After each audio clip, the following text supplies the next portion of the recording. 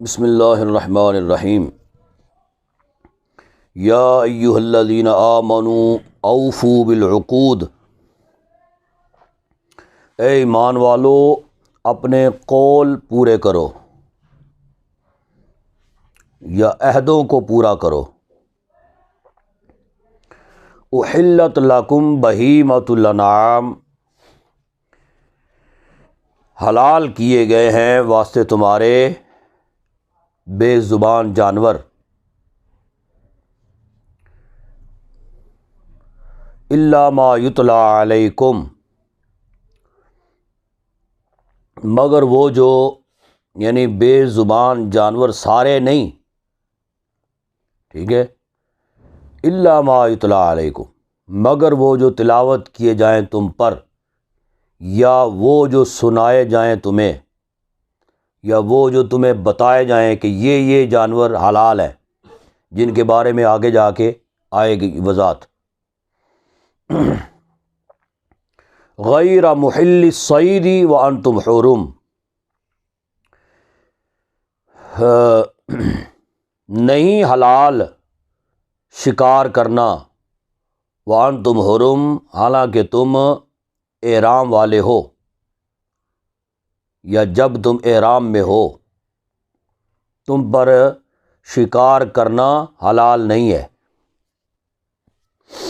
ان اللہ یحکم ما یرید، بے شک اللہ حکم فرماتا ہے جو چاہتا ہے۔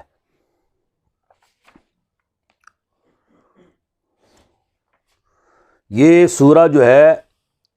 سورہ مائدہ، مائدہ کہتے ہیں دسترخوان کو۔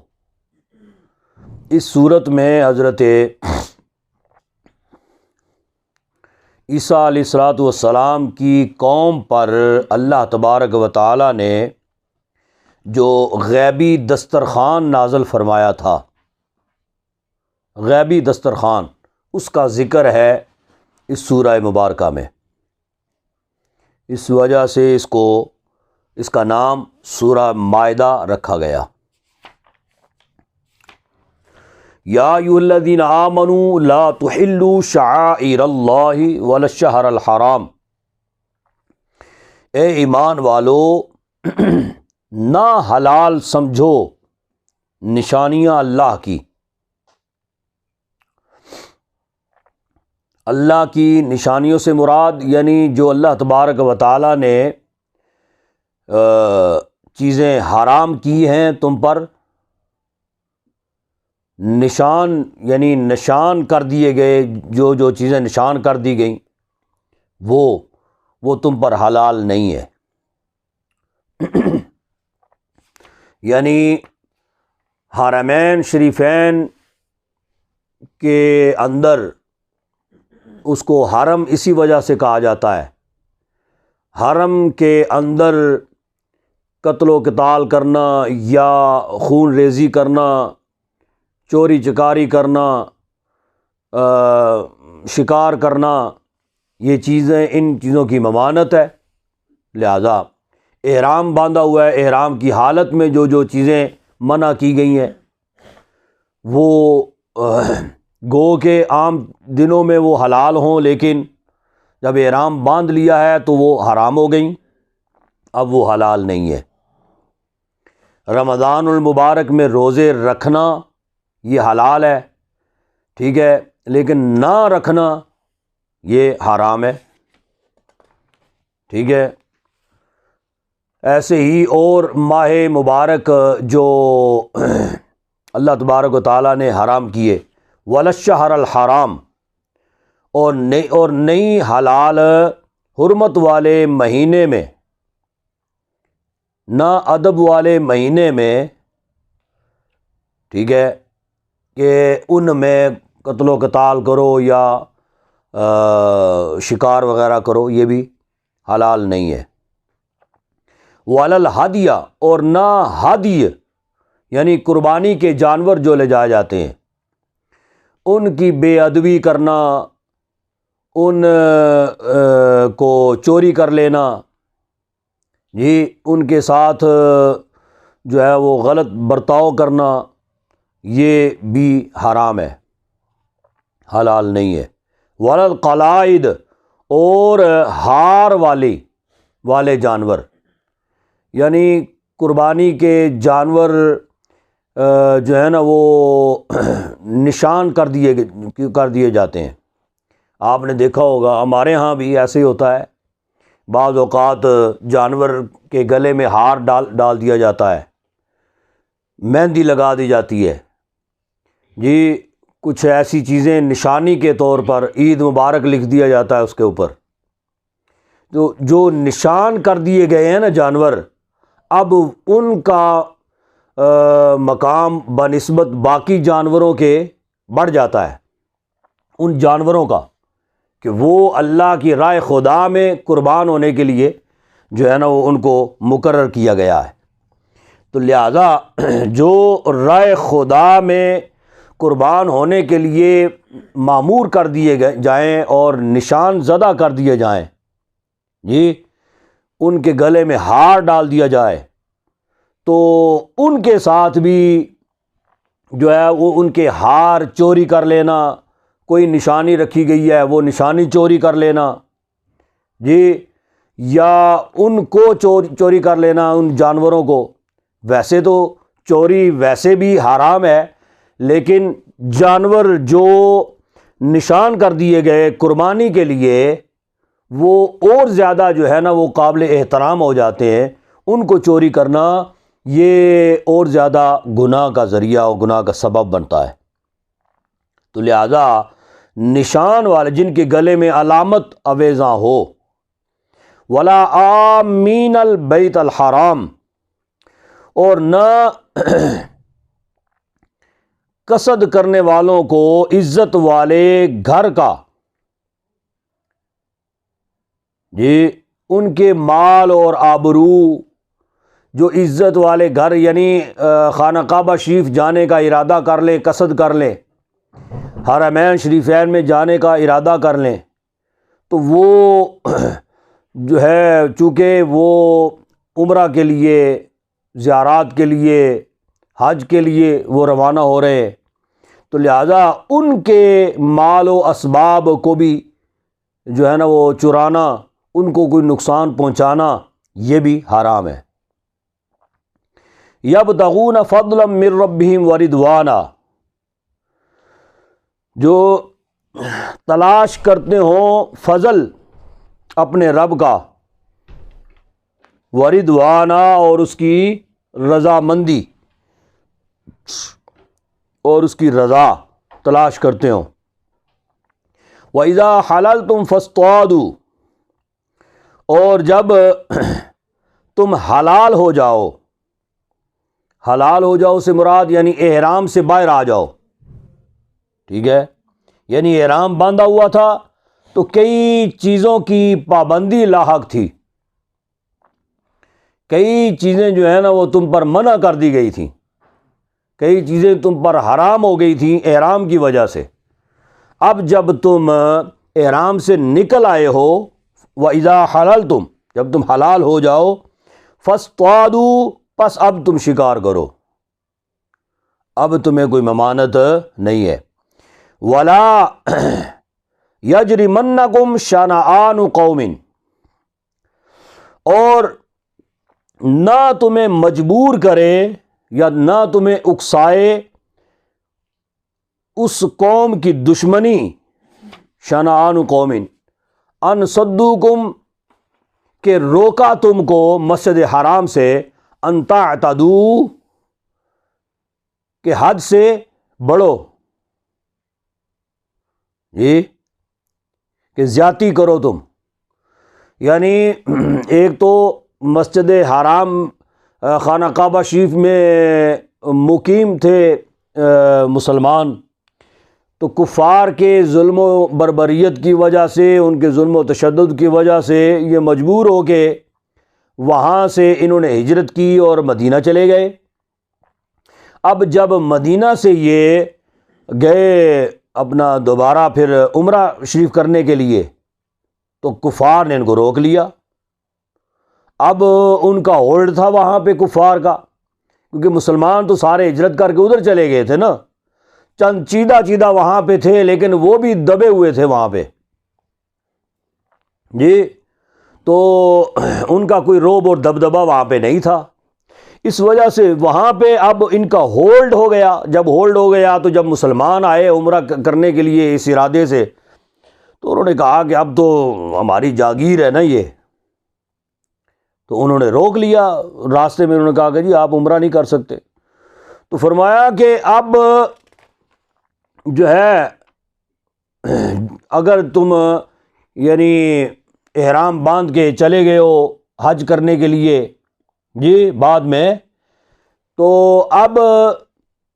یہ نہ ہو کہ تمہارے ذہن میں یہ بات آ جائے کہ یہ وہی ہیں جنہوں نے ہمارا راستہ روکا تھا، پہلے ان کی وجہ سے ہم نے ہجرت کی، پھر ہم عمرہ کرنے کے لیے آئے ہیں تو پھر انہوں نے ہمارا راستہ روک لیا، تو لہٰذا اب ہم بدلہ لیں گے۔ تم اس وقت احرام کی حالت میں ہو گے، تو لہٰذا یہ تمہیں مجبور نہ کرے، ان کا روکنا جو تھا نا وہ تمہیں مسجد حرام کے احاطے میں یا احرام کی حالت میں تمہیں ان کا روکنا جو ہے نا وہ ان کے ساتھ بدلہ لینے پر مجبور نہ کرے، ٹھیک ہے نا۔ وَتَعَاوَنُوا عَلَى الْبِرِّ وَالتَّقْوَى، اور نیکی اور پرہیزگاری میں ایک دوسرے کے ساتھ مدد کرو، تعاون کرو۔ وَلَا تَعَاوَنُوا عَلَى الْإِثْمِ وَالْعُدْوَانِ، اور نہ مدد کرو تم گناہ اور حد سے بڑھنے پر، ٹھیک ہے، زیادتی پر، اس چیز کا تعاون نہ کرو۔ نیکی اور پرہیزگاری کے معاملات میں ایک دوسرے کے ساتھ تعاون کرو، ایک دوسرے کی مدد کرو، ٹھیک ہے۔ کوئی مجبور ہے اور وہ مطلب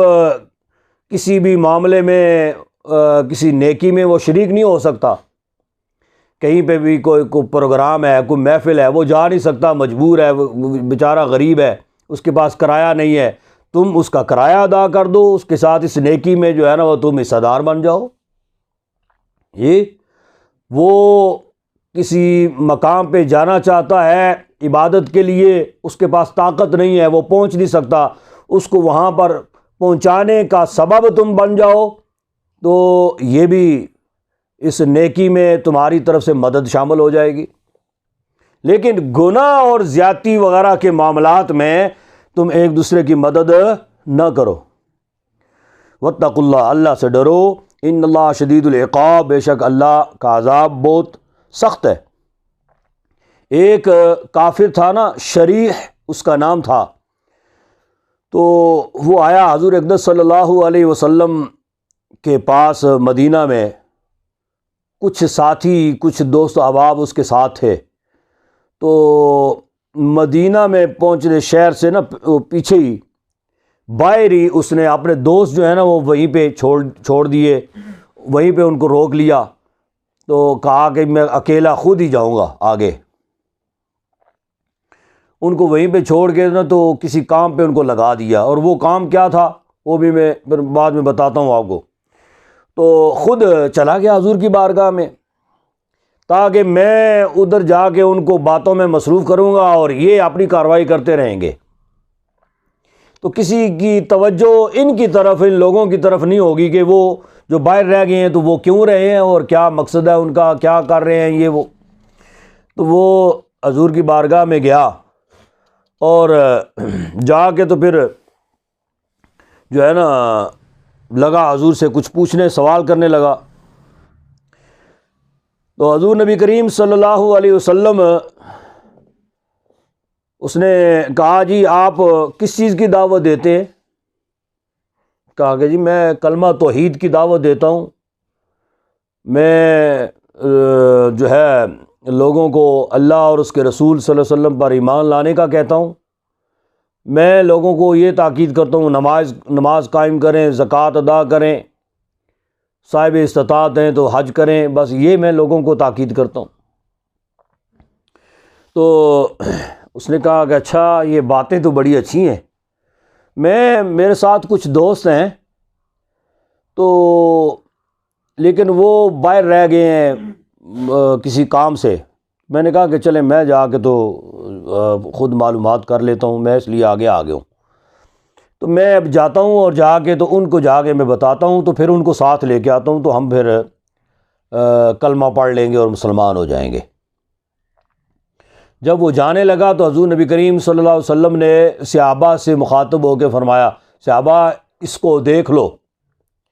کہ یہ جب آیا تھا تب بھی کافر تھا، اب واپس جا رہا ہے تب بھی کافر ہے،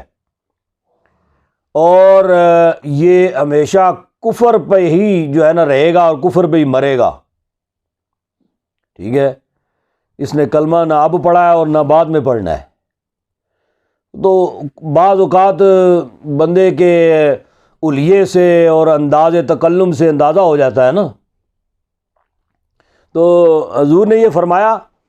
اب وہ جب وہ گیا نا تو اس نے اپنے ساتھیوں کے پاس پہنچا، ساتھی اس کے جو ہے نا وہ اپنا کام تمام کر چکے تھے۔ وہ کام کیا تھا کہ مدینہ شریف کے اطراف میں جو جانور کسی کے چر رہے تھے نا، تو اس نے کہا کہ یہ سارے اکٹھے کرو نا تو جانے لے جائیں گے۔ ہاں جی، واپس گیا نا تو انہوں نے وہ جانور جمع کیے ہوئے تھے، انہوں نے آنکھیں اور جناب علی آگے ان کو جو ہے نا جانوروں کو بھی ساتھ لے گئے۔ صحابہ کو پتہ چل گیا کہ وہ جو بندہ آیا تھا تو اس نے یہ حرکت کی ہے۔ حضور نبی کریم صلی اللہ علیہ وسلم سے انہوں نے اجازت مانگی، یا رسول اللہ اگر آپ اجازت دیں تو جا کے ہم اس کا پیچھا کریں، اس کو پکڑیں جا کے، تو اس کو پھر خیر خبر اس کی لیتے ہیں جا کے۔ حضور نے فرمایا ٹھیک ہے جاؤ دیکھ لو اس کو۔ تو صحابہ جب گئے تو بڑی انہوں نے بھی جو ہے نا وہ رفتار کے ساتھ انہوں نے پیچھا کیا اس کا، لیکن وہ بڑی تیزی کے ساتھ بہت دور تک وہ نکل گیا تھا، بالآخر صحابہ اس تک نہ پہنچ سکے۔ سال آئندہ حضور نبی کریم صلی اللہ علیہ وسلم اور صحابہ اکرام، یہ جو حجۃ الوداع تھا نا، حجۃ الوداع کے موقع پر حضور نبی پاک صلی اللہ علیہ وسلم صحابہ کے ساتھ حج کرنے کے لیے تشریف لے کے گئے، تو یہی شخص شریح جو تھا یہ بھی احرام باندھے ہوئے اور جانور جو ہے نا یہ ہدی کے جانور، ہدی کے یعنی یہ ہدی کے جانور وہ ہوتے ہیں کہ جو مطلب احرام کی حالت میں خانہ کعبہ شریف میں لے جائے جاتے ہیں قربانی کرنے کے لیے، ان کو ہدی کہا جاتا ہے۔ تو یہ کچھ جانور یعنی کافی تعداد میں جانور جو ہے نا یہ لے کے آیا۔ اس کا ارادہ تھا کہ میں نشان زدہ وہ تھے جانور، سب کے گلوں میں ہار تھے، تو نشان زدہ تھے، وہ لے کے آیا کہ جی میں یہ جا کے فروخت کروں گا، لوگوں کو میں دوں گا، بیچوں گا۔ صحابہ میں سے جو ہے نا بعض صحابہ نے اس کو پہلے دیکھا ہوا تھا نا، چونکہ تو اس کو دیکھ کے تو پہچان لیا کہ یہ تو وہی ہے، شریح جو تھا یہ تو وہی ہے جو پچھلے سال جو ہے نا آیا تھا اور سوال کیا اس نے اور بھاگا اور جاتے ہوئے جانور لے کے تو نکل گیا، تو یہ تو وہی ہے۔ تو انہوں نے اس وقت تو اس کو کچھ نہ کہا کیونکہ وہ احرام کی حالت میں تھا اور اس کے پاس ہدی کے جانور تھے۔ حضور اقدس صلی اللہ علیہ وسلم کی بارگاہ میں آئے صحابہ اور آ کے عرض کیا، یا رسول اللہ وہ شریح جو تھا نا، وہ جس نے جانور جو ہے نا وہ صحابہ کے مسلمانوں کے جو ہے نا وہ لے گیا تھا چوری کر کے، تو وہ ہم نے دیکھا ہے، وہ بھی آیا ہوا ہے ادھر، اگر آپ اجازت دیں تو پھر ہم کوئی دو ہاتھ کر لیں اس کے ساتھ، اس کو جا کے پکڑ لیتے ہیں، اور جناب علی اس نے یہ حرکت کی تو کی کیوں ہے، اس سے جا کے خبر تو لیں نا۔ تو حضور نبی کریم صلی اللہ علیہ وسلم نے منع فرما دیا، فرمایا کہ وہ اس وقت احرام کی حالت میں ہے، تو بعض لوگ اپنے آپ کو بچانے کے لیے، یہ لوگوں سے بچنے کے لیے یہ حلیہ جو ہے نا وہ اختیار کر لیا کرتے تھے، احرام باندھ لیتے تھے کہ احرام کی حالت میں پھر جو ہے نا وہ تحفظ مل جاتا ہے، کوئی کسی کو پھر مارتا نہیں ہے۔ جی احرام کی حالت میں قتل و قتال یا جنگ و جدل کرنا، مار پیٹ کرنا، لڑائی جھگڑا کرنا اس چیز کی ممانعت ہے، وہ احرام باندھ لیتے یا پھر ہدی کے جانور جو ہے نا وہ ساتھ لے لیتے۔ اب ہدی کے جانور پھر لوگ احتراماً کہ یہ یار قربانی کے جانور ہیں، تو وہ ان پہ پھر ڈاکہ بھی نہیں پڑتا تھا اور وہ خود بھی جو ہے نا وہ مار پیٹ سے بچ جاتے تھے۔ حضور نے فرمایا کہ نہیں، دفع کرو اس کو، رہنے دو، وہ احرام کی حالت میں ہے، ہدی کے جانور اس کے ساتھ ہیں، تو نہیں، بس چھوڑ دو اس کو۔ تو حضور نبی پاک صلی اللہ علیہ وسلم کے ارشاد پر اس کو چھوڑ دیا گیا۔ تو یہ آیت کریمہ جو ہے یہ تب نازل ہوئی ہے، ٹھیک ہے نا۔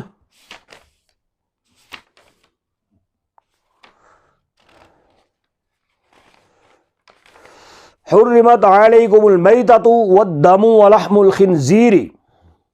حرام کیے گئے تم پر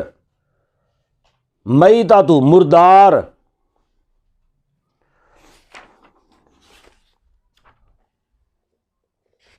ٹھیک ہے جی۔ مردار سے مراد کیا ہے؟ یعنی گو کے جانور حلال ہو، بکری ہو، گائے ہو، بھیڑ ہو، اونٹ ہو، جی حلال جانور جو ہیں وہی، گو کے جانور حلال ہو لیکن وہ ذبح سے جو ہے نا وہ نہ مرا ہو، اس کو ذبح نہ کیا گیا ہو، بلکہ وہ خود جو ہے وہ اپنا اس کی روح قبض ہو گئی، وہ مر گیا بذات خود، یا کسی حادثاتی موت کا شکار ہو گیا۔ جی کئی جگہ پہ ایسے سننے میں آیا نا، وہ جی کرنٹ لگا اور اتنے جانور مر گئے، کئی جگہ پہ آسمانی بجلی گری، اتنے جانور مر گئے۔ یہ ادھر قریب ہی صاحب چک میں وہ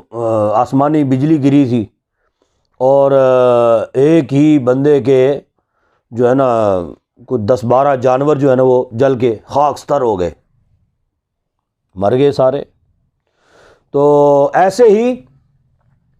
اور کوئی کچھ وجوہات ہو گئیں، یا ویسے ہی مطلب ٹھنڈ کی وجہ سے وہ مر گیا،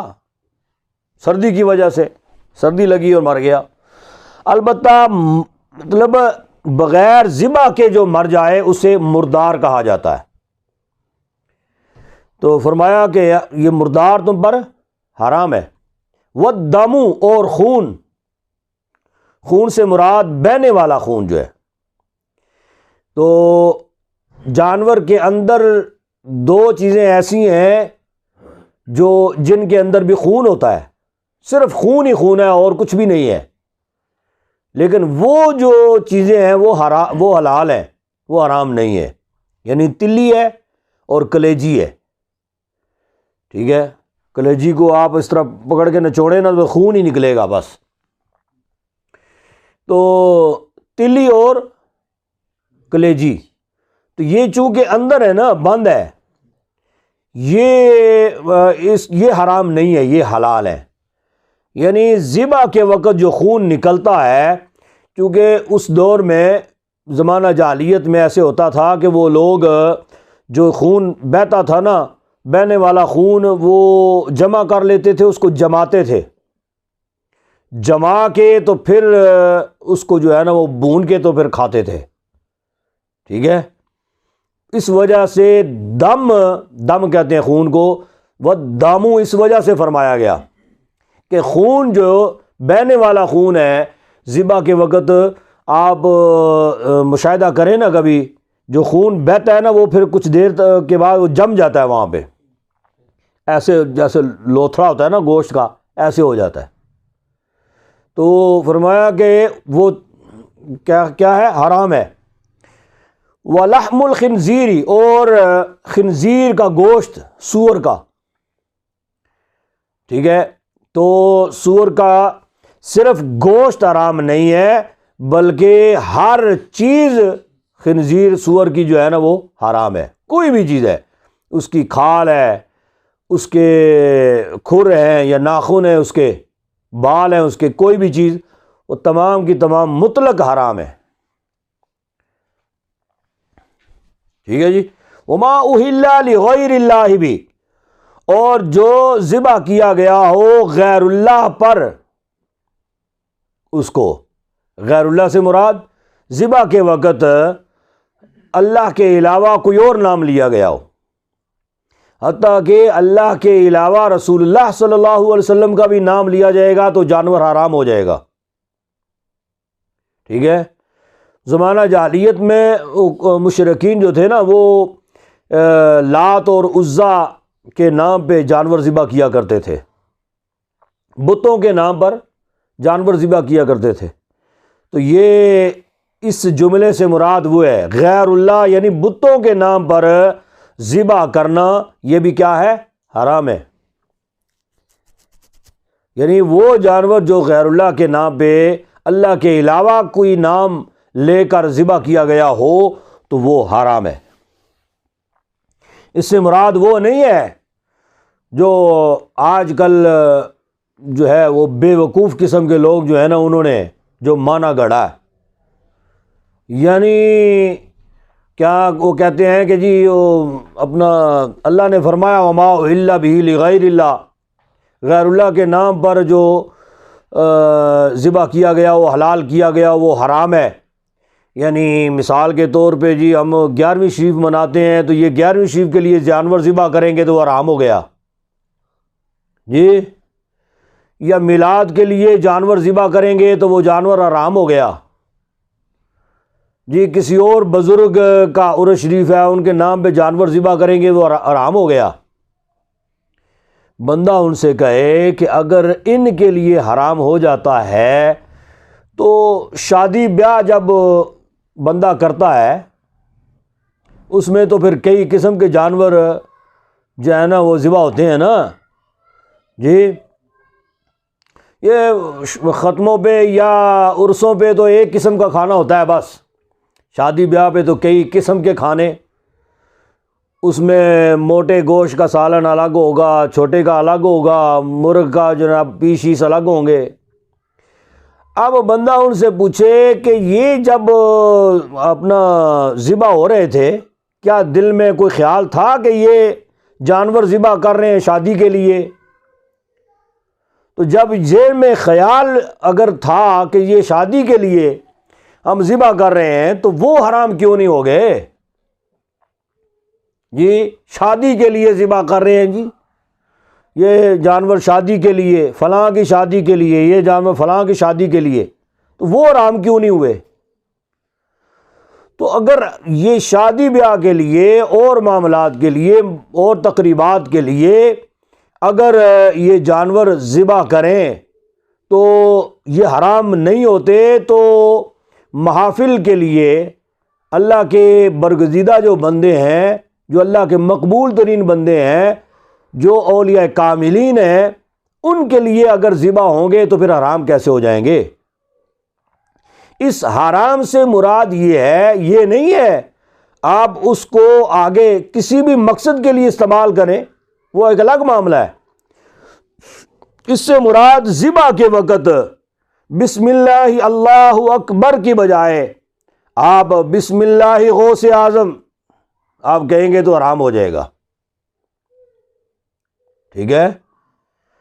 یہ بسم اللہ یعنی اللہ کا نام نہ لیں، غوث اعظم کا نام لیں، کسی اور کا نام لیں، ذبح کے وقت اللہ کے علاوہ کوئی بھی نام لیں گے تو وہ حرام ہو جائے گا. والمنخنقۃ، اور وہ جانور جو گلا گھونٹنے سے مرے. ٹھیک ہے. گلا گھونٹنے سے مرے یعنی زمانہ جالی، یہ ساری خرافات زمانہ جاہلیت کی ہیں. ٹھیک ہے نا. زمانہ جاہلیت میں یہ بھی ہوتا تھا کہ وہ جانور کو ذبح نہیں کرتے تھے، اس کا گلا گھونٹ کے اس کو مارتے تھے. ٹھیک ہے. تو یہ بھی کرنا جو ہے نا، یہ بھی خود گلا گھونٹ کے مارا جائے یا جانور خود گلا گھونٹ کے مر جائے. بعض اوقات ایسے ہوتا ہے، 2 شاخوں والا کوئی درخت ہے نا، تو جانور جو ہے نا وہ اپنا سر اس کے اندر دیتا ہے تو پھر نکال نہیں سکتا، وہیں پہ وہ مر جاتا ہے، وہ گلا پھنس گیا اس کے اندر، مر گیا. تو جو ہے نا اس حالت میں بھی وہ حرام ہے. البتہ یہ ہے کہ وہ یعنی گلا گھونٹنے سے مر رہا تھا، ابھی روح اس کے اندر ہے، ابھی وہ زندہ ہے، سانسیں لے رہا ہے، اسی اثنا میں آپ ذبح کر لیں گے تو پھر حلال ہو جائے گا، ٹھیک ہے نا۔ والموقوذۃ، اور بے دھار کی چیز سے مارا گیا ہو، یعنی پھینک کر مار دیا گیا ہو، جی چھت سے پھینک دیا، گاڑی چلتی گاڑی سے ایسے پھینک دیا جی، تو وہ مر گیا، پھر بھی وہ حرام ہے، ٹھیک ہے۔ والمتردیات، خود گر گیا، چھت پہ چڑھا ہوا تھا، اور جانوروں کو اتنی سمجھ تو نہیں ہوتی نا، کئی بار ایسے بھی واقعات ہوئے، چھت سے جانور جو ہے نا وہ گر جاتا ہے نیچے، تو چھت سے گر جائے تو پھر بھی حرام ہے، یعنی گرنے سے حرام نہیں ہوگا، یعنی گر کر مر جائے تو حرام ہے۔ اور والنطیحۃ، جانور کے سینگ مارنے سے،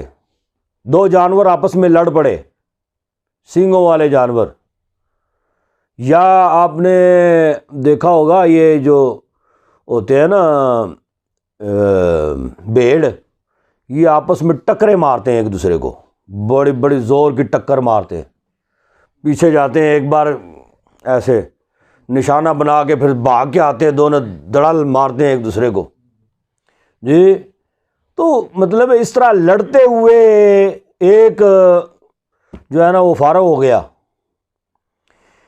سینگ والے جانور ہیں، لڑ رہے ہیں، تو ایک کا سینگ جو ہے نا وہ گلے میں کھب گیا یا کسی اور جگہ پہ کھب گیا، اور اس سینگ کے کھبنے کی وجہ سے مر گیا، تو یہ اس اثنا میں بھی وہ حرام ہے، ٹھیک ہے۔ وما اکل السبع، اور وہ جو جس کو کھا جائے درندہ، جانور ہے، بکری ہے، گائے ہے، لیکن جو ہے نا وہ کوئی درندہ آگے اس کو پڑ گیا، سور آگے مطلب اس کو پڑ گیا، کوئی شیر آ گیا، کتا جو ہے وہ مثال کے طور پہ اس کو جانور کو جو ہے نا وہ یعنی دو چار کتے اکٹھے آ گئے اور اس کو جناب گھیر لیا، جانور کو کھانا شروع کر دیا، اس کو جدھر سے آیا ایک بوٹی ادھر سے نکالی، ایک ادھر سے، تو اگر یہ اس طرح کی پوزیشن ہو اور درندہ کھائے اور اس کی روح نکل جائے، مر جائے، تو پھر بھی وہ حرام ہے، یہ نہیں ہے کہ اب وہ جو ہے نا وہ حلال ہو جائے گا، وہ بھی حرام ہے۔ الا ما زکیتم، مگر جنہیں تم ذبح کر لو، ٹھیک ہے، یعنی درندہ بھی کھا رہا ہے، یا وہ جانور کے سینگ لگنے سے یا گرنے سے یا گرانے سے یا جو بھی ہے، یہ سارے معاملات جو ہیں، اگر مرنے سے پہلے اگر تم ان کو زندہ کر لو، نہ زندہ کر لو، مرنے سے پہلے ذبح کر لو، تو پھر وہ کیا ہے؟ حلال ہے، ٹھیک ہے، مرنے سے پہلے ذبح کر لو وہ حلال ہے، لیکن اگر ذبح کے بغیر وہ مر گئے تو وہ حرام ہے۔ وما ذبح علی النصب، اور جو ذبح کیے گئے تھان پر، تھان کہتے ہیں کہ وہ اس زمانے میں کیا کرتے تھے کہ ایک تختہ سا ہوتا تھا نا، اس کے اوپر وہ نصب کرتے تھے اپنا بت کو، اور جانور اس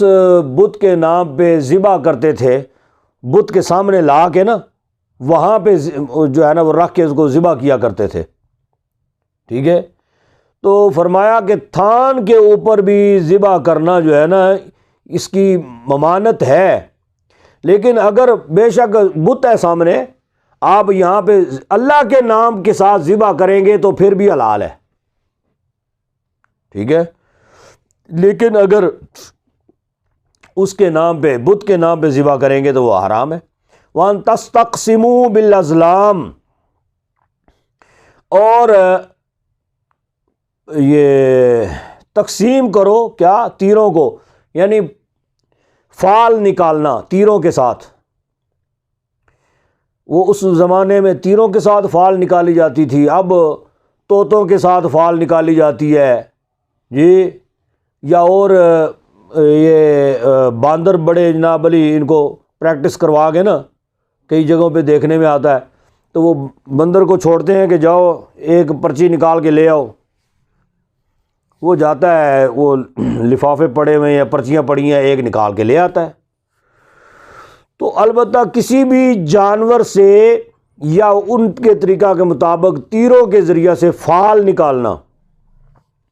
تو فال سے مراد کیا ہے کہ وہ لوگ یہ ایسے بیٹھے ہوئے ہوتے ہیں نا، تو ان کو کہنا کہ یہاں میری زندگی کا کوئی حال احوال جو ہے نا وہ بتاؤ کیا ہے۔ وہ کہتے ہیں کہ جی یہ بس یہ طوطا جو ہے نا یہ چھوڑتے ہیں، ایک پرچی جو ہے نا وہ نکالے گا، وہ آپ کی زندگی کہ میں یہ ادھر سفر پہ میں نے جانا ہے، میں جاؤں یا نہ جاؤں، وہ طوطا بتائے گا کہ یہاں جاؤ یا نہ جاؤ، اندازہ کرو یار جی۔ تو اس وقت میں یہ تیروں کے ساتھ فال نکالی جاتی تھی، تو وہ مطلب پرچیاں ایسے لکھی جاتی تھی نا، ایک پہ جو ہے نا یعنی دو چار ہوتی تھی، ان کے اوپر لکھ دیتے تھے ہاں جی فلاں کام کرنا ہے، ہم کریں یا نہ کریں، ایک پہ لکھتے تھے ہاں جی ٹھیک ہے کریں، ایک پہ لکھتے ٹھیک ہے یہ نہیں آپ کے لیے ٹھیک نہیں ہے نہ کریں، ایک کو خالی چھوڑتے، پھر ان کو پھینکتے، وہ تیر جس کے اوپر لگاتے نا ہاں جی یہ والی پرچی جو ہے نا اس کے اوپر تیر لگا ہے اس کو اٹھائے، وہ اٹھاتے اس کو تو کھولتے، اگر لکھا ہوا ہوتا جی ٹھیک ہے وہ کہتے جی ٹھیک ہے جی ہمارے لیے یہ سفر ٹھیک ہے، جس کے اوپر لکھا ہوا کہ نہیں ٹھیک ہے وہ کہتے ہیں یہ نہیں ٹھیک، جس کے اوپر کچھ بھی نہیں لکھا ہوا نا وہ کہتے ہیں کہ دوبارہ پھر کریں جی کچھ بھی نہیں آیا۔ تو یہ بھی حرام ہے، ان تقسموا تستقسموا بالازلام ذالکم فسق، یہ سب بدکاری ہے، گناہ کا کام ہے، ٹھیک ہے جی۔ الیوم یئس الذین کفروا من دینکم، آج مایوس ہو گئے کافر لوگ، من دینکم تمہارے دین سے، فلا تخشوہم واخشونی، پس نہ ڈرو ان سے، مجھ سے ڈرو، الیوم اکملت لکم دینکم، آج کامل کر دیا مکمل کر دیا میں نے تمہارے لیے تمہارے دین کو، واتممت علیکم نعمتی، اور پوری کر دی تم پر نعمتی اپنی نعمت، ورضیت لکم الاسلام دینا، اور راضی ہوا میں واسطے تمہارے، یا میں نے پسند کیا، میں راضی ہوا یا میں نے پسند کیا تمہارے لیے اسلام کو دین، فمن اضطر غیر مخمصۃ غیر متجانف لإثم، پس جو بے قرار ہو جائے، مجبور ہو جائے، ٹھیک ہے، یا ناچار ہو جائے، فی مخمصۃ بھوک میں، غیر متجانف لإثم کہ نہ جھکے گناہ کی طرف، نہ جھکے گناہ کی طرف، نہ مائل ہو گناہ کی طرف، فإن اللہ غفور رحیم، بے شک اللہ بخشنے والا مہربان ہے۔ یہ آیت کریمہ الیوم اکملت لکم دینکم، یہ جو ہے آخری آیت کریمہ ہے، ذی الحجہ 9 ذی الحجہ کو، 9ویں ذی الحجہ، یہ جمعہ کے دن بعد نماز عصر مقام عرفات میں یہ آیت کریمہ نازل ہوئی ہے، جب حضور اقدس صلی اللہ علیہ وسلم حجۃ الوداع میں مقام عرفات میں ٹھہرے ہوئے تھے، تو اپنی اونٹنی قصوہ پر سوار تھے، جب حضور اقدس صلی اللہ علیہ وسلم پر یہ آیت کریمہ نازل ہوئی ہے، تو اونٹنی جو ہے وہ جب یہ آیت کریمہ نازل ہوئی تو بوجھ برداشت نہیں کر سکی اونٹنی، وہ بیٹھ گئی، تو اس کے بعد حضور اقدس صلی اللہ علیہ وسلم تقریباً 3 ماہ بعد نبی پاک صلی اللہ علیہ وسلم پردہ فرما گئے، 12ویں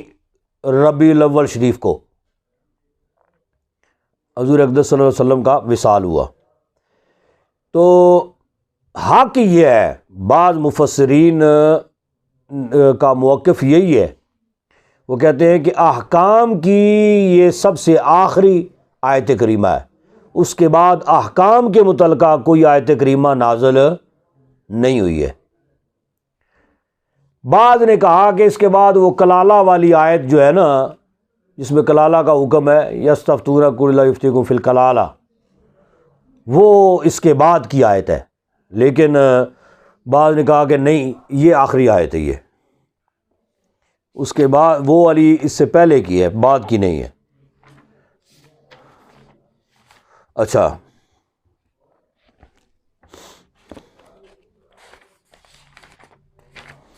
یسألونک ماذا احل لہم، سوال کرتے ہیں تم سے کہ کیا ہے حلال ان کے لیے۔ قل احل لکم، تم فرماؤ تمہارے لیے حلال ہے طیبات، پاکیزہ چیزیں۔ وما علمتم من الجوارح، یہ پیچھے جو تھا نا، یہ اس کی یہ رہ گئی ہے یہ چیز، فمن اضطر فی مخمصۃ، جو بے قرار ہو، مجبور ہو جی بھوک کی وجہ سے، تو وہ گناہ کی طرف مائل نہ ہو، البتہ وہ یہ چیز لے سکتا ہے یا کھا سکتا ہے۔ اس سے مراد کیا ہے؟ یہ پیچھے جتنی چیزیں حرام تھیں نا جو بتائیں، جتنی بھی حرام چیزوں کا ذکر ہوا پیچھے کہ یہ چیزیں تم پر حرام ہیں، مردار ہے یا مطلب غیر خدا پر ذبح کیا گیا ہو تو وہ بھی، یہ وہ وغیرہ وغیرہ جتنے بھی تھے جانور۔ البتہ کوئی بندہ اگر بھوک سے مر رہا ہے، اس کے پاس کھانے کے لیے کچھ نہیں ہے، اور نہ اتنی استطاعت ہے یا طاقت ہے یا اس کے پاس اتنا کوئی پیسہ ہے کہ وہ کچھ لے کر کھا سکے، اب اپنی جان بچانے کے لیے وہ یہ حرام چیزوں، حرام جانوروں میں سے بھی اگر کوئی چیز کھا لے گا اپنی جان بچانے کے لیے تو اس کے لیے حلال ہے، ٹھیک ہے۔ لیکن فرمایا کہ غیر متجانف الاثم، گناہ کا اس میں شائبہ نہ ہو۔ گناہ سے مراد یہ ہے، اب کھانا شروع کر دیا اس نے، صرف جان بچانے کے لیے 1 2 3 لقمے تک وہ لے سکتا ہے کہ اس کی جان بچ جائے، بس۔ یہ نہیں ہے کہ اب وہ پیٹ بھر کے کھانا شروع کر دے بعد میں، یا چسکے لگانا شروع کر دے۔ تو پیٹ بھر کے کھانا یا چسکے لگانا یہ غیر متجانف الاثم اس زمرے میں آئے گا، ٹھیک ہے نا۔ تو یسألونک ماذا احل لہم، تم سے پوچھتے ہیں کیا حلال ہے ان کے لیے۔ قل احل لکم، تم فرماؤ کہ تمہارے لیے حلال ہے پاکیزہ چیزیں۔ وما علمتم من الجوارح، اور جو سکھائے تم نے شکاری جانور، ٹھیک ہے۔ شکاری جانور وہ ویسے کوئی جانور گھر میں رکھنا جو ہے نا اس چیز کی ممانت ہے، یعنی کتا جو ہے وہ بغیر کسی وجہ کے گھر میں رکھنا ممانت ہے، منع ہے، اسلام منع کرتا ہے۔ لیکن وہ فرمایا کہ اگر کوئی شکار کی غرض سے تم جانور رکھو، کتا رکھو شکار کی غرض سے، اور اس کو بھی تم شکار کی تعلیم دو، باقاعدہ شکار کرنے کا باقاعدہ جو ہے نا اس کو تم سکھاؤ، گر سکھاؤ اس کو شکار کے، تو تب وہ حلال ہے رکھنا، اس کے علاوہ جو ہے وہ حلال نہیں ہے، ٹھیک ہے۔ وما علمتم من الجوارح، تو یہ شکار کو سکھانے سے مراد کیا ہے، اس کو تعلیم دینے سے مراد کیا ہے؟ یعنی مثال کے طور پہ کتا جو ہے وہ شکار کے لیے رکھا ہے، تو اس سے تم نظر نہیں آتا، تم بیوقوف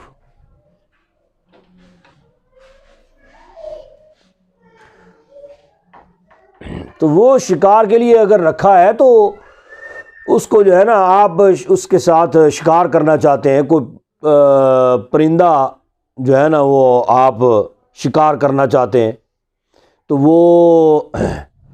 یا مطلب کوئی اور جانور جو ہے نا وہ آپ شکار کرنا چاہتے ہیں اس کتے کے ذریعہ سے،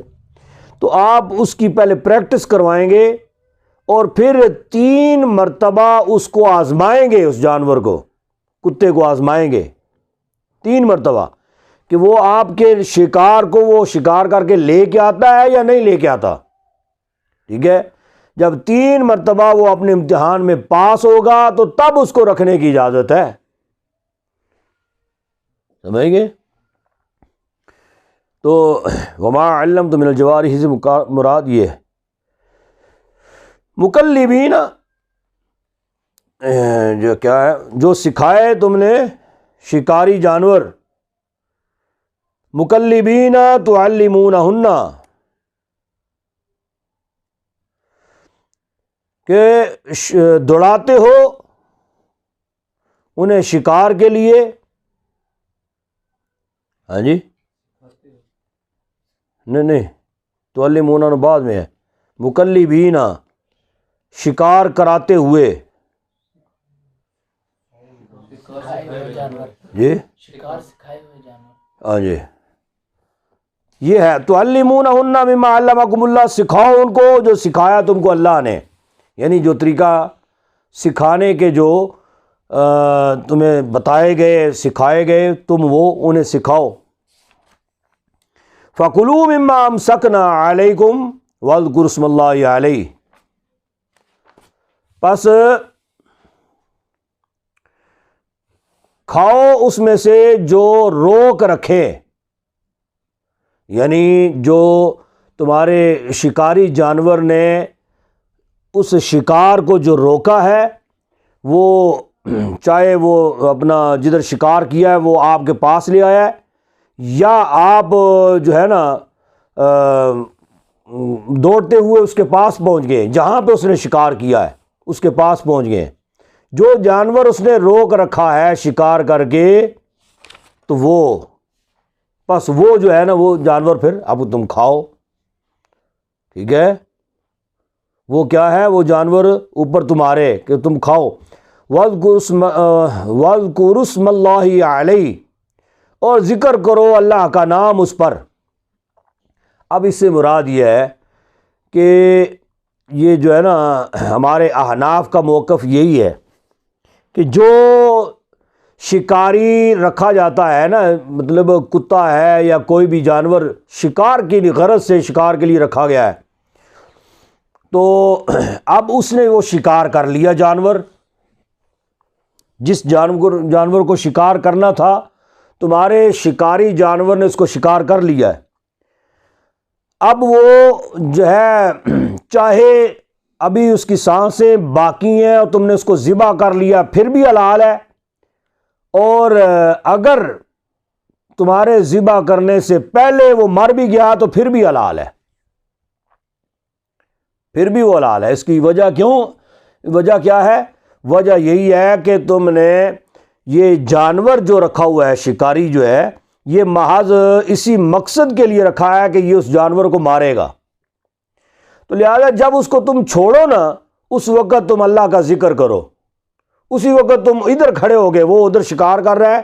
تم ادھر کھڑے ہو گے بسم اللہ اللہ اکبر پڑھ لو گے، وہ تمہارے لیے حلال ہو جائے گا، ٹھیک ہے نا۔ وہ چاہے اس کے شکار کرنے کی وجہ سے اس کی روح نکل گئی ہے تو پھر بھی وہ حلال ہے، ذبح نہیں بھی کیا پھر بھی وہ حلال ہے، احناف کا موقف یہی ہے، ٹھیک ہے نا۔ یا اس کا مطلب یہ ہے کہ کھاتے ہوئے تم اس کو جو ہے نا وہ اللہ کا نام لے کے بسم اللہ شریف پڑھ کے تو اس کو کھاؤ۔ وَاذْكُرُوا اسْمَ اللَّهِ عَلَيْهِ وَاتَّقُوا اللَّهَ، اللہ سے ڈرو، إِنَّ اللَّهَ سَرِيعُ الْحِسَابِ، بے شک اللہ کو حساب، اللہ جلد حساب لینے والا ہے، ٹھیک ہے، اللہ جلد حساب لینے والا ہے۔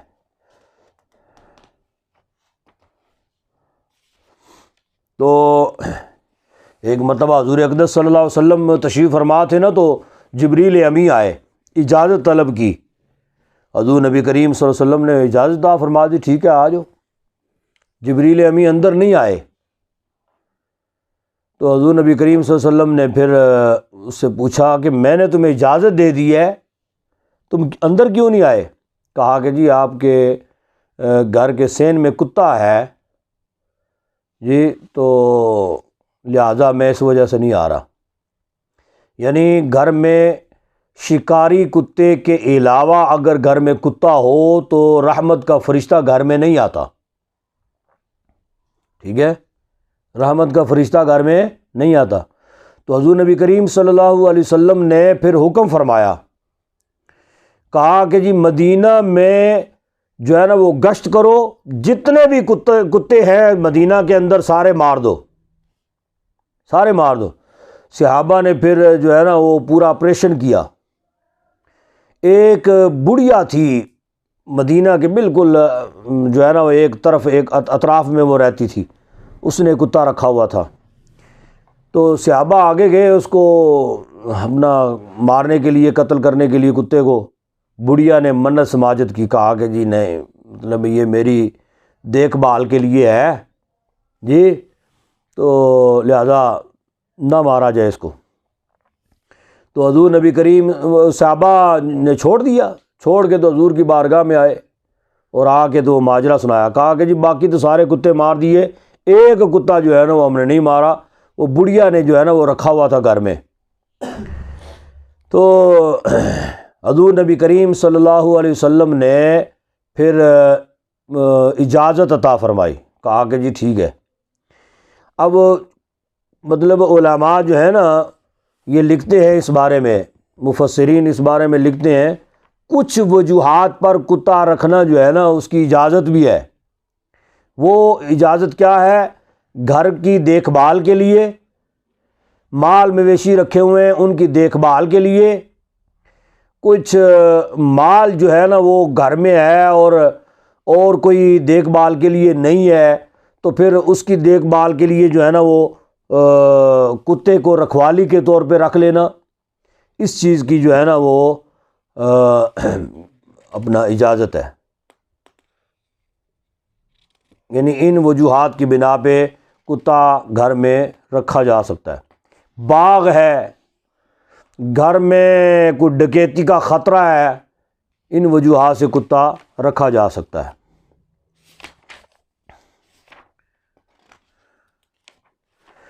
الیوم احل لکم الطیبات، آج حلال کر دی گئی ہیں تمہارے لیے پاکیزہ چیزیں۔ وطعام الذین اوتوا الکتاب حل لکم، اور کھانا اہل کتاب کا حلال ہے تمہارے لیے، ٹھیک ہے نا، اہل کتاب کا کھانا تمہارے لیے حلال ہے۔ وطعامکم حل لہم، اور کھانا تمہارا ان کے لیے حلال ہے۔ والمحصنات من المؤمنات، اور پاک دامن عورتیں مسلمانوں میں سے، من المؤمنات مسلمانوں میں سے، والمحصنات من الذین اوتوا الکتاب من قبلکم، اور پاک دامن اہل کتاب میں سے عورتیں، من قبلکم تم سے پہلے، اذا آتیتموہن اجورہن، انہیں دے دو اجورہن ان کے مہر، محسنین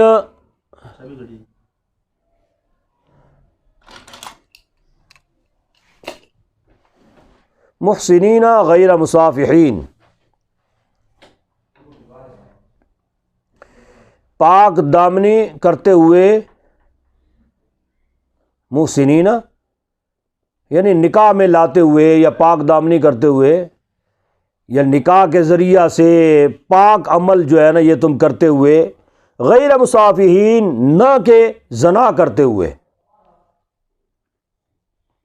ٹھیک ہے، جو مقرر کیا گیا ہے وہ تم کو ادا کرو۔ یہ ایک تو یہ چیز ہے کہ جو ہے نا ان کا ذبیحہ اہل کتاب کا وہ بھی حلال ہے، ان کا کھانا جو ہے نا وہ بھی حلال ہے، اہل کتاب کا، تمہارا ذبیحہ بھی ان کے لیے حلال ہے، تمہارا کھانا بھی ان کے لیے حلال ہے۔ ایسے ہی عورتیں مسلمان ہوں تو وہ بھی تمہارے لیے حلال ہیں، جن کے ساتھ تم نکاح کرنا چاہتے ہو، نکاح کے لیے تمہارے لیے حلال ہیں۔ اور اہل کتاب کی عورتیں وہ بھی تمہارے لیے حلال ہے، ٹھیک ہے، کہ ان کے ساتھ نکاح کر سکتے ہو۔ لیکن اس میں علماء یہ لکھتے ہیں کہ اگر تمہیں یقین ہے اس بات کا کہ تم ان کے راستے میں نہیں بھٹکو گے، ٹھیک ہے،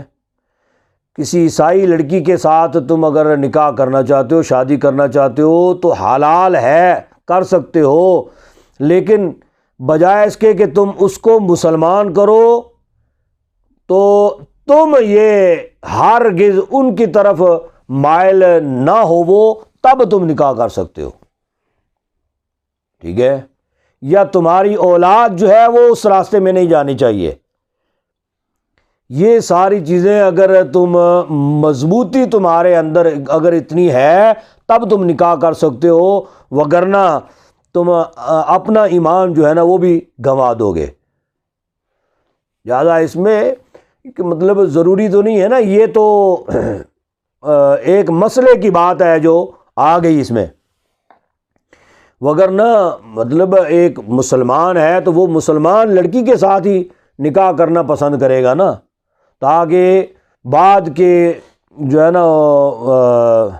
معاملات جو ہیں اور جھگڑے جو ہیں اور فتنہ فساد جو ہے اس سے بندہ محفوظ رہ سکے۔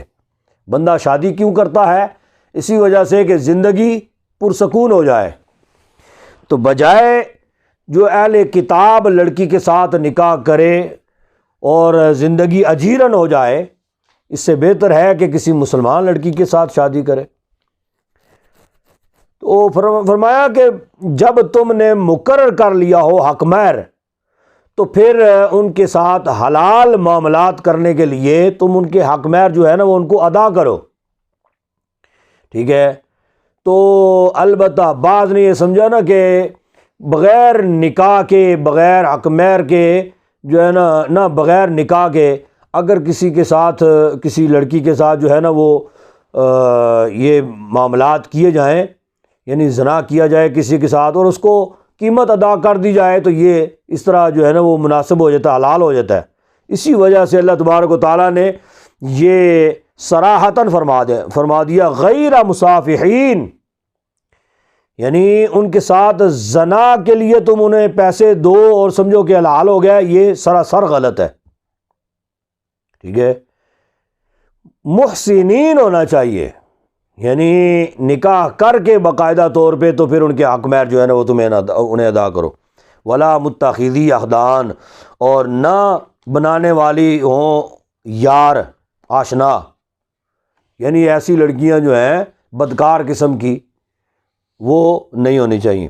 ومن یکفر بالایمان فقد حبط اعمالہ، اور جو انکار کرے ایمان کا، فقد حبط اعمالہ، بے شک ضبط ہو گئے یا اکارت ہو گئے اس کے اعمال، وہو فی الآخرۃ الخاسرین، اور وہ آخرت میں خسارہ پانے والوں میں سے ہوگا، ٹھیک ہے۔ یعنی کیا ہے کہ کسی اہل کتاب لڑکی کے ساتھ شادی کرنا چاہتا ہے اور انہوں نے اس کو مجبور کیا کہ ٹھیک ہے، تم اگر تم مسلمان ہو تو پھر ہم اپنی لڑکی کا تم کے ساتھ نہیں کریں گے، اگر ہمارے مسلک یا ہمارے عقیدے کے ہو، ہمارے مذہب کے ہو، یعنی عیسائی ہو، یہودی ہو، تو پھر ٹھیک ہے جی ہم رشتہ کرنے کو تیار ہیں۔ تو وہاں پہ بندہ کہے کہ جی بس اگر میں یہ ظاہر کروں کہ میں مسلمان ہوں تو رشتہ تو نہیں ہوگا، اس وجہ سے وہ کیا کرے کہ جناب علی اپنا ایمان جو ہے نا وہ ترک کر دے یا چھپا دے، جی ظاہر نہ کرے ان کے سامنے، اور ان کے ایمان یا ان کا عقیدہ، ان کا نظریہ جو ہے نا وہ اپنا لے، تو پھر اس کے ما قبل کے جتنی نیکیاں ہیں سارے کے سارے اعمال اس کے اکارت ہو جائیں گے، ضائع ہو جائیں گے۔ فقد حبط اعمالہ، وہ فی الآخرۃ خاسرین، اور وہ خسارہ پانے والے میں سے ہوگا۔ آگے چلنے دینا جی، تو آگے ہے بھی آسان ہے۔ یا ایھا الذین آمنوا اذا قمتم الی الصلاۃ، اے ایمان والو جب تم اٹھو یا کھڑے ہو نماز کی طرف، فاغسلوا وجوہکم، دھو لو اپنے چہرے، وایدیکم الی المرافق، یعنی اس سے مراد کیا ہے؟ وضو، ٹھیک ہے نا؟ یعنی نماز کا ارادہ ہو تو وضو نہیں ہے تو پھر وضو کر لو، وضو کے بغیر نماز نہیں ہوگی۔ وایدیکم مرافقی، اور اپنے ہاتھوں کو کونیوں تک، یعنی کونیوں سمیت، کونیوں تک سے مراد کونیوں سمیت یہاں تک۔ وامسحوا برؤوسکم، اور مسح کرو اپنے سروں کا، وارجلکم الکعبین، اور دھوؤ اپنے پاؤں کو ٹخنوں تک، ٹھیک ہے جی۔ وَإِن كُنتُمْ جُنُوبًا فَطَّهَّرُوا، یہ ہے وہ تو اس صورت میں ہے کہ بندہ پاک ہے، صاف ہے، ٹھیک ہے، جنبی نہیں ہے، ناپاک نہیں ہے، تو وہ صرف وضو کرے گا تو نماز کے لیے جو ہے نا وہ تیار ہو سکتا ہے، ٹھیک ہے۔ لیکن اگر وہ جنبی ہے، ناپاک ہے، اس پر غسل فرض ہوا ہے، تو پھر فرمایا وَإِن كُنتُمْ جُنُوبًا فَطَّهَّرُوا، اور اگر تم جنبی ہو، بے غسلے ہو، تو پھر کیا کرو؟ خوب پاک ہو لو، یعنی کہ غسل کر لو۔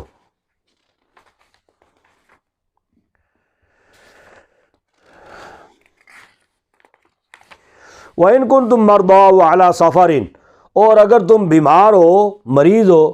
یا سفر پر ہو، او جاء احد منکم، یا آیا ہو تم میں سے کوئی ایک، من الغائط، پاخانہ سے، او لامستم النساء، اور عورتوں کو تم نے چھوا ہو۔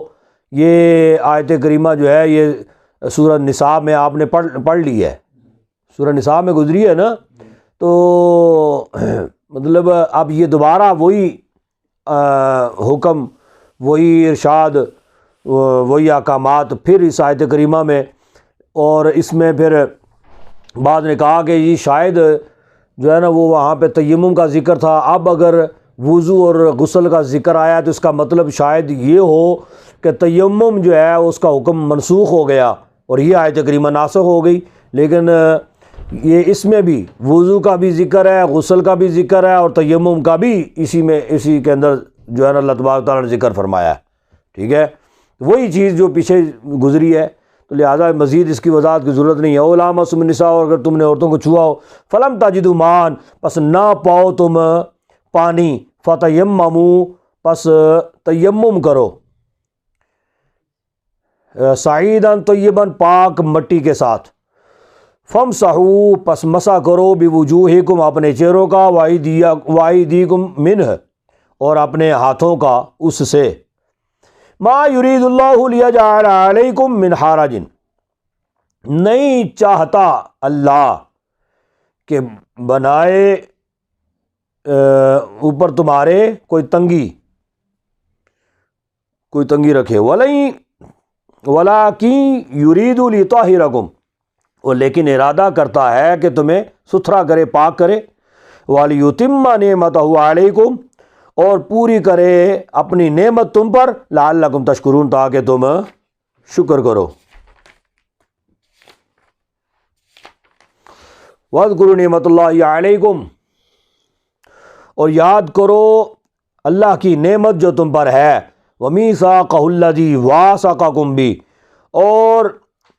عہد و پیمان جو ہے، وہ عہد و پیمان جو عہد لیا،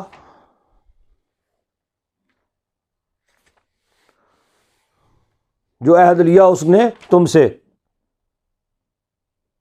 یعنی عہد و پیمان کو پورا کرو۔ اذ قلتم سمیعنا واطعنا، جب اس نے عہد لیا تم سے، کیا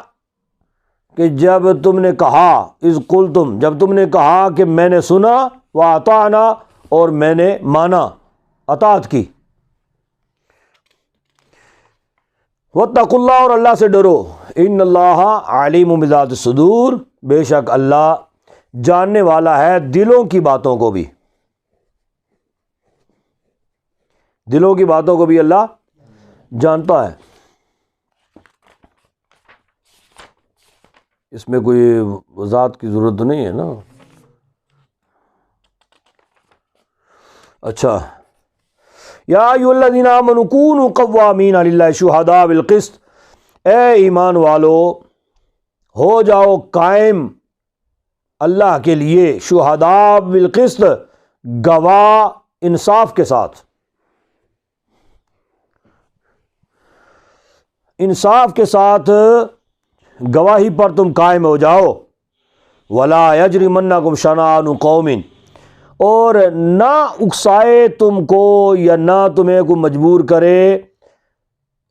قوم کی عداوت، علی اللہ تعدلوا، اس پر کہ نہ تم انصاف کرو۔ یعنی کوئی جو ہے نا پارٹی ہے، وہ کیا نام ہے اس کی، دشمنی ہے تم لوگوں کے ساتھ، اور تمہیں اس واقعے کے چشمدید گواہ ہو، لیکن تم گواہی نہیں دے رہے کہ اگر میں گواہی دوں گا تو پھر میں مارا جاؤں گا، مجھے قتل کر دیا جائے گا، یا میرے بچوں کو قتل کر دیا جائے گا جی، یا دشمنی نہیں ہے لیکن تم یہ چاہتے ہو کہ میں اگر گواہی دوں گا تو پھر یہ پورا قبیلہ میرا دشمن ہو جائے گا، ٹھیک ہے۔ تو فرمایا کہ تم نے اللہ کے لیے گواہی دینی ہے، انصاف پر قائم رہتے ہوئے تم نے گواہی دینی ہے، تو پھر تمہیں اعدلوا، پس تم انصاف کرو، ہوا اقرب للتقوی، یہ زیادہ قریب ہے پرہیزگاری کے، واتقوا اللہ، اللہ سے ڈرو، بے شک اللہ تمہارے کاموں کو، اللہ کو تمہارے کاموں کی خبر ہے۔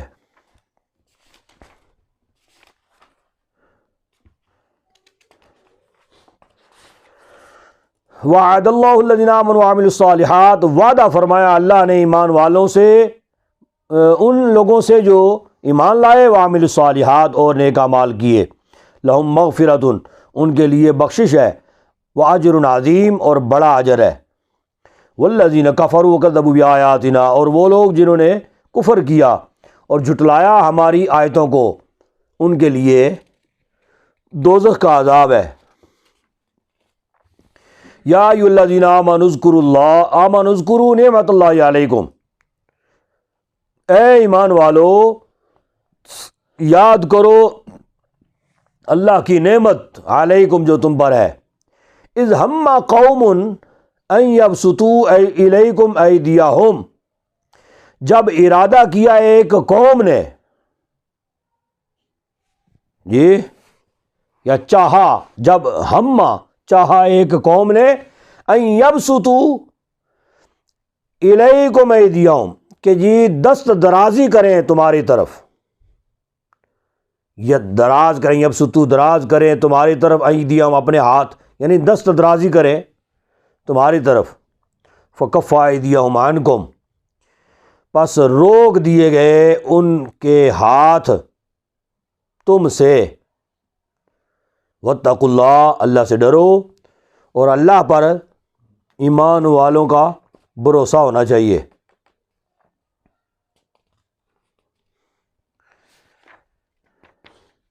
یہ آیت کریمہ، یہ پیچھے بھی ویسے اس کا شان نزول گزر چکا ہے، یہ جو آیت کریمہ جس میں نماز خوف کا ذکر تھا، ٹھیک ہے، یہ بعض نے کہا کہ یہ اس آیت کریمہ پر وہ شان نزول جو ہے نا وہ اس آیت کریمہ کا ہے، یعنی کہ حضور اقدس صلی اللہ علیہ وسلم غزوہ ذات الرقاع میں جب تشریف لے گئے، ظہر کی نماز ادا کی، تو نماز کی ادائیگی کے بعد لوگوں نے کہا کہ یار یہ اپنی نماز میں مصروف تھے، یہ وقت جو ہے نا یہ ہم سے چھوٹ گیا ہے، تو بہتر یہی تھا کہ نماز کے دوران ہم ان کے سر قلم کر دیتے۔ تو بعض نے کہا کہ کوئی ایسی بات نہیں ہے، گھبرانے کی ضرورت نہیں ہے، یہ بعد میں اس کے بعد ایک اور نماز کا ٹائم آنے والا ہے، اس وقت ہم یہ کام کر لیں گے۔ اس سے پہلے یہ آیت کریمہ نازل ہوئی جس میں فرمایا گیا کہ مطلب وہ یہ ارادہ رکھتے تھے کہ تمہارا کلا کما کر دیا جائے، تمہارے سر قلم کر دیے جائیں، لیکن فکف ایدیہم عنکم، ان کے ہاتھ روک دیے گئے، تم سے ان کے ہاتھ روک دیے گئے، تمہیں خبر کر دی گئی، بتا دیا گیا کہ تم اب اس طریقے کی نماز پڑھو کہ نماز خوف ادا کرو، ایک قافلہ ایک جماعت تمہارے پیچھے نماز ادا کرے، ایک جماعت جو ہے نا وہ دشمن کے مقابل کھڑی رہے تاکہ وہ تم پر حملہ آور نہ ہو سکے۔ وما علینا الا البلاغ۔